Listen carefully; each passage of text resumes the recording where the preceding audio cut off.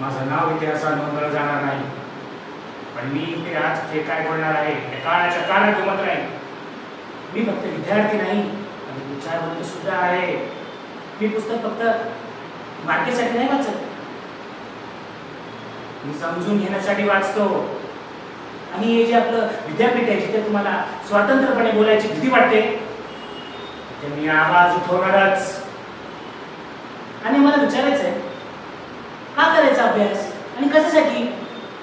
देशात एवढे विस्मित अन्याय आणि बेरोजगारी इतकी वाढली आहे आणि तुम्ही आम्हाला काय सांगता? परीक्षा पास करा आणि नोकरी करा. मी नुसतं नोकरी करण्यासाठी शिकत नाही. माझं शिक्षण माझी जागृती समितीची चार आहे.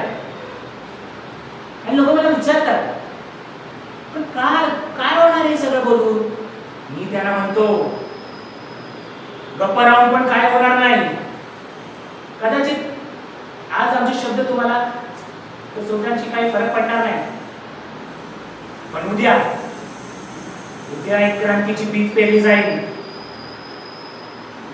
आणि हे जे आपलं स्वप्न आहे अशा विद्यापीठाचं, तिथे सर्व विद्यार्थी निर्भय आणि आमचं शिक्षण हे गाईड नसून